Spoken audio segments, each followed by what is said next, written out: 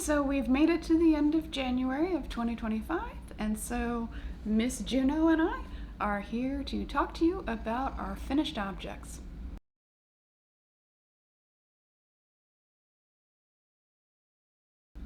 Hi, and welcome to Musing Maker. I'm Harriet. This is my kitty Juno. She's got a very loud purr, so I think probably there'll be a little bit of an undercurrent of purring throughout this episode of Finished Object Friday.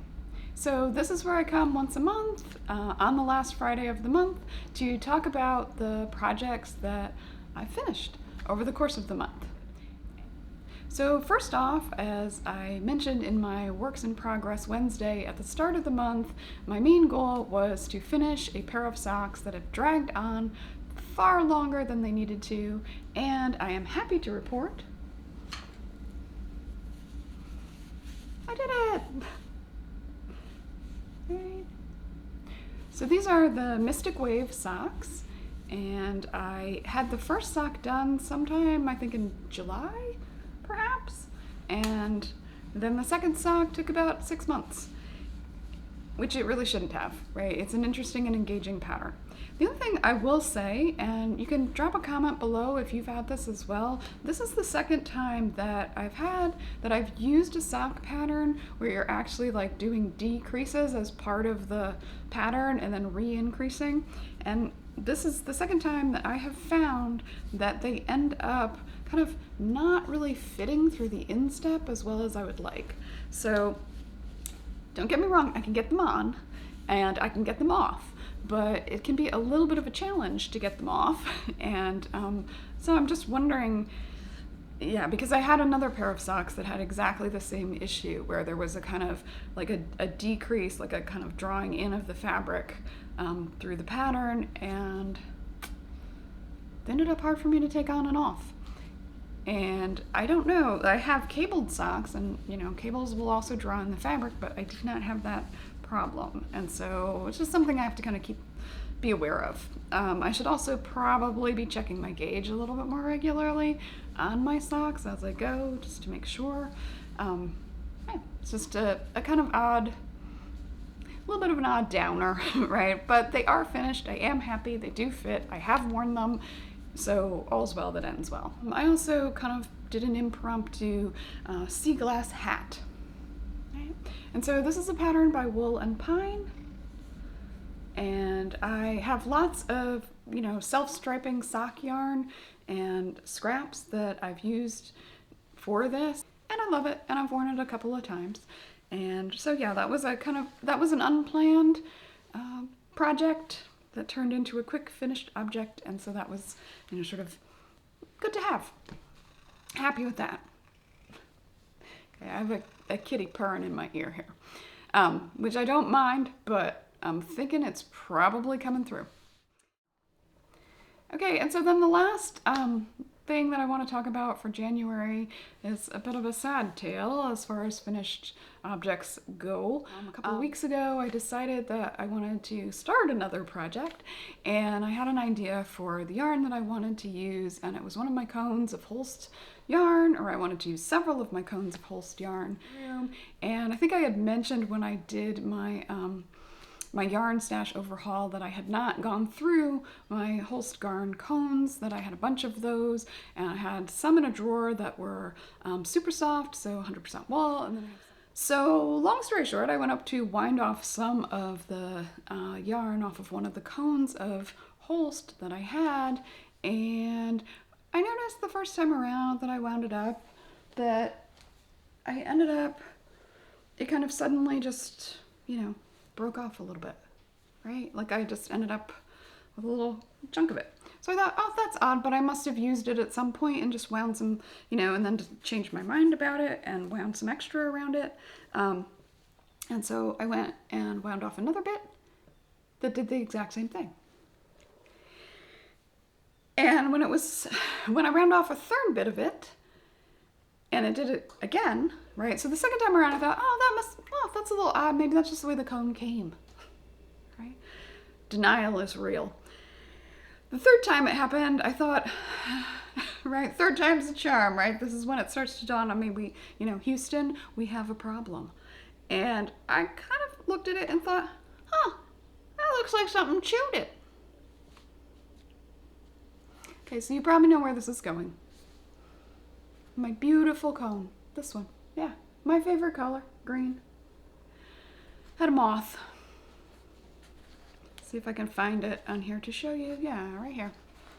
So it's right in here. I'll see, maybe put a picture in. Right there. Right.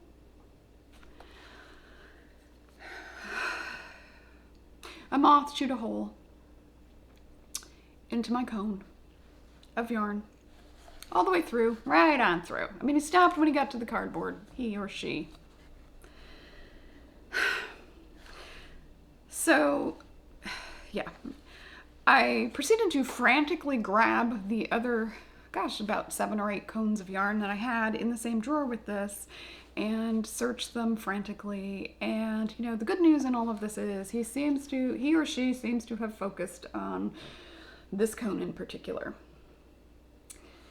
So I dug a little moth carcass out of this hole in it and proceeded to bag it up, and along with all the other cones, bagged them up and put them in. I have a storage freezer down in the basement. And, the larvae and the eggs are not something that are going to be visible to the naked eye that you can see. And so, the solution that I've used in the past that seems to have worked is to freeze them, right? They have to stay, I think, at, somewhere at 0 degrees for 72 hours. So, I was really annoyed and frustrated with myself because at a couple of points over the last year, I'd pulled open that drawer and said to myself, you really need to use those cones of Super Soft. They are just sitting there. That's a bad idea. Yeah, I've read everything about dealing with moths. It's sort of an odd comment on my life, but I've had a lot of pests over the years. And so one thing that I've learned over time is that, these are creatures that were here long before humans arrived, and they're probably going to be here long after we are.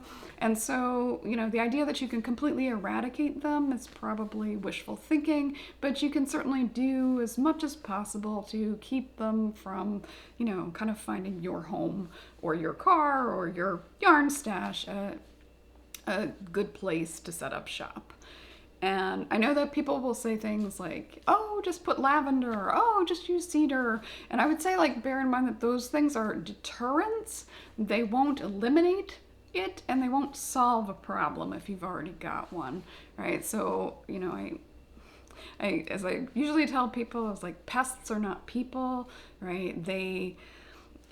All they want to do is find a quiet place to live and reproduce. And so if there's a food source and an undisturbed area, they're going to set up shop, and they're not really going to care about the smell.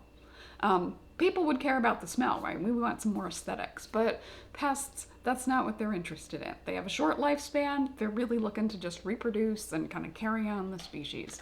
And so that's been my experience. So yeah, the good news in this, I think if there's any good news to be had, is that it was only one cone of yarn that was affected. I will be able to use the yarn just in smaller, pieces for other projects, for color work projects. So I think I can salvage the bulk of it. It's going back in the freezer after this podcast ends. The other cones are still in the freezer. They'll probably stay there for a little while until I need them or until I rethink them. And my plan for that is to just move them somewhere into an area where, I'm more likely to open the doors and look at them and kind of keep disturbing them, right? So don't leave things undisturbed. Don't, kind of give them a ready nesting area or ready food supply, and just kind of be attentive to it. And I think that, that's the best that you're going to do.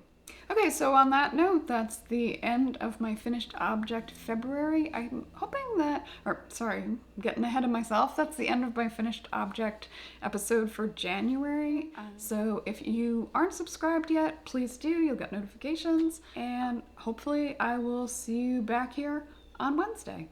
Thanks for watching.